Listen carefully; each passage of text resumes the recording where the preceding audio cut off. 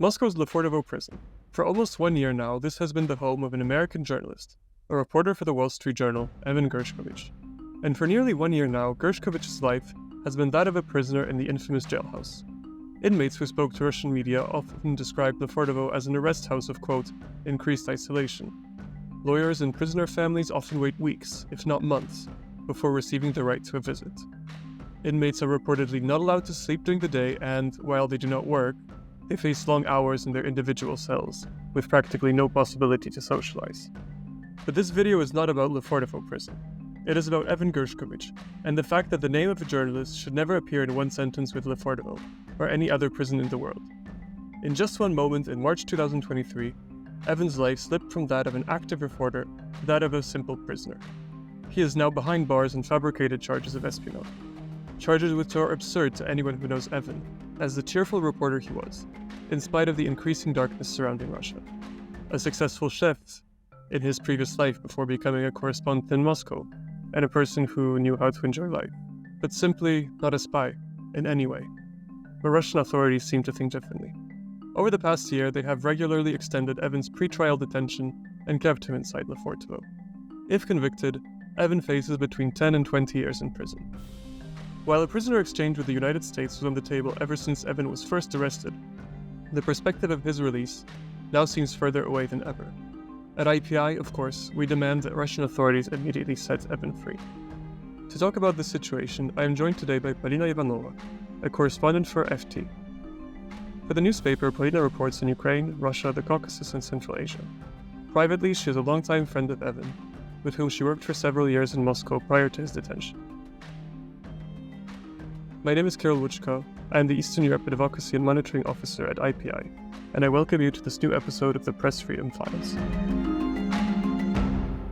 First thing I wanted to ask you is, it's been a year that your friend is in prison, and we know that we have and you have sent him letters. Is there anything that you would tell him today that you weren't telling him before, as in 1 year after since he's in prison?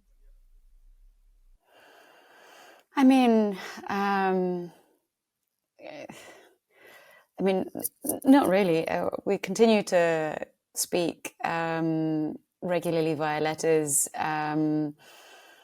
Initially when he was first detained, because it felt very strange to not be texting my friend all the time, which is what we would always do, because we're both friends, but we also work in the same field, and most of our friends do as well. So we were all Moscow correspondents.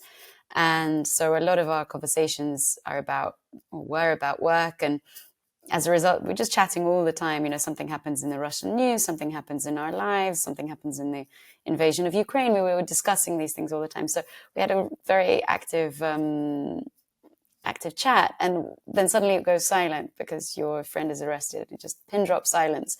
And for a long time, I kept sending the things that I thought about during the day as text messages to the same chat, basically to myself, effectively. And then would compile at the end of the week, would just take those text messages and put them into a letter and send that, because it would, it just seemed like a kind of a continuation of the conversation that we were having before he was arrested. And then after a while, I just got used to the habit of every weekend sitting down and writing a proper letter. So I guess that's been the change. From, momentary discussion to actual letter writing like in the 19th century, Right, that's quite a change. And of course, you have the opportunity to at least to speak to him. What does he tell you in his letters? When you message him with these?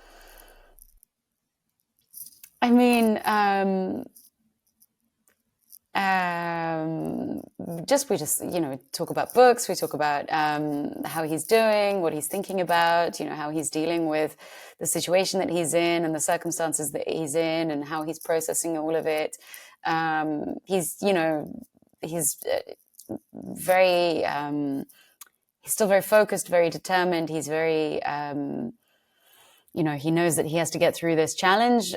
He doesn't know how long it will last, but he's very kind of focused on getting through it. And to be perfectly honest, I would have gone completely, I've lost my mind by now, but he's very with it, and he's really, it's just very impressive. It's extremely impressive. You're He's seeing very that he's funny kind of resilient despite all the conditions that he's in. extraordinary resilience. He's very focused, and he doesn't really allow himself to get too upset, to kind of wallow, to he makes sure that he sticks to his schedule, to reading, to writing letters and this kind of thing. So he's really focused, which it's super impressive. And he spends a lot of time making us feel better. His friends, his family, cracking jokes, making sure that we're okay. And kind of extraordinary for someone who's in prison to try to make things. Exactly. And it's rather the opposite. We should be trying to make him feel better. And I mean, of course, like we know how Russian prison censorship works, and so we probably don't really get to discuss any of this. But do you have an idea of what he thinks of what has happened to him, of the situation he? I mean, I know that he is, is a journalist and was working as a journalist in Russia, accredited, and was detained when he had full accreditation, and he was continuing to do exactly the same job that he'd always done and that all of us do, which is the job of a journalist. And he was doing it in Russia. It's not that his work changed; it's that the situation changed, Russia changed, the whole climate transformed in front of our eyes, and Evan was taken hostage.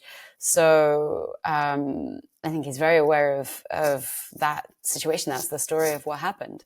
So he doesn't really. I mean, trying to understand what I just read, in the sense that, like, we are obviously facing an unjust arrest for someone who was simply doing his job. But you're saying that the situation changed, and maybe the correspondents who are in Moscow, they maybe didn't see this change coming, or is that what you're trying to say? No, more that what I'm trying to say is that that Evan's work didn't change. So Evan continued to do the work of a journalist, the same work that he's been doing in Russia since 2017, since he first moved there as a kind of young rookie reporter, and he continued to do his job. And at some point, doing the work of a journalist in Russia, transformed because Russia went to war. Yeah. So what did of course we know that this was a huge thing. What happened last year when he was arrested? Do you know what do you make of how, like, the lives of correspondents in Russia changed after this event? It's obviously a watershed moment. I mean, it's the first time that a journalist has been arrested in Russia, and a foreign correspondent has been arrested in Russia and held for this long since the Cold War. I mean, even the last incident, which I think happened in the 80s, was someone detained for a month. And, this is really a watershed and a completely different story. I think it sent a chill through the entire reporting community. And, just today we had news of the expulsion of an El Mundo reporter, a Spanish newspaper reporter from Russia. And, we see different acts of, intimidation and hostility towards foreign correspondents in Russia over the past 2 years, a huge amount of restrictions on what people are able to say, but also able to, legally able to write. But that's setting aside the crackdown on Russian national journalists, on local reporters, which is of a whole other order, and has completely transformed the climate in Russia. Yeah, I mean, of course, and we saw even like the recent arrests. I mean, there were protests against globalization in Russia, and then there were like really mass arrests. If you remember, like over 20 of them, and just obviously completely changed. I mean, in the sense that before, as you were saying, also maybe you hinted before, foreign correspondents had kind of this may be a wrong word to use it, but a kind of immunity to towards the situation, in the sense that I don't know what you make of how you see this. Like, does this? Yeah, I wouldn't say immunity, but it's just there was a kind of an understanding that you were accredited and you were doing your work as an accredited correspondent. You were receiving permissions from and after the start of the Russian invasion of Ukraine, the full scale invasion in 2022, those accreditation renewals shortened, that window shortened. So it became a renewal process every few months for foreign correspondents rather than once a year, which means that you were going through these regular checks, these regular, the foreign ministry regularly approving your continued work. And it's a very important process, and one which has always functioned to, support and have journalists, foreign correspondents working in Russia, but then it collapsed. That it collapsed, obviously, and should I put this in? Do you think that after what happened to Evan, correspondents in Russia, foreign correspondents, they can still do their jobs, or is it a very kind of restricted, situation which they're operating in? Can we still get independent news from Russia in the situation? It's obviously incredibly difficult. Independent news from Russia is still feasible, and I would really point you to all of the fantastic work that is being done by local Russian reporters who are outside of the country and who are managing, despite the extraordinary difficulties in doing this kind of work, both from a security perspective, but also just from trying to maintain their coverage of Russia from abroad. So I would point you to Meduza, to iStories, to Vyorstka, to all of these different, some new, some kind of more established outlets, to TV Rain. These sort of independent Russian media outlets that were forced to emigrate but continue to give independent and really genuine and truthful coverage of the country from abroad. It's a challenge for foreign correspondents. There is still scope to work, but it's a very difficult climate. Obviously, if you wanted to send a message with the arrest of a foreign correspondent, arresting a Wall Street Journal reporter is really something. It definitely sends a message to everybody who does that job. Sure. Just moving back to the situation Evan is in, we know that Lefortovo is not. I mean, different things are said of this prison. In any case, he's in prison for a year. That doesn't change whatever conditions he's in. What do you make of the possible future of his situation in this case? Or is there any clarity? What do you think? There's very little clarity, and also we're not kept in the loop. These are conversations that happen behind closed doors, and but we do know we glean from the public statements that we see by different politicians, and we've seen even Vladimir Putin himself speak very openly about the need to his desire to see some sort of political exchange happen. So we're I continue to be hopeful that is a route for Evan's release. Okay, so you think that maybe there is still a chance, obviously, and because if there is no exchange, just as a reminder, he faces between 10 to 20 years in prison, according to Russia's criminal code, which is an impossible sentence to serve, I would say. Right, and when you see the international reaction to his arrest, what do you make of it? Is this enough? Can people be doing more to try to do something about it, or does this not really have much importance? Because, as you said, the conversations. No, it's hugely important. It's hugely important, and we're very grateful for the international reaction. Actually, I mean, sometimes it's shocking. One day you're kind of going on holiday with your best friend and colleague, and the next moment you're looking at his face on the cover of Time magazine. It's quite a strange and surreal experience, and at the same time he's in jail, and and you're not, and it's all very odd. But yes, the international attention has been amazing. I mean, we do all political prisoners, all journalists in jail, all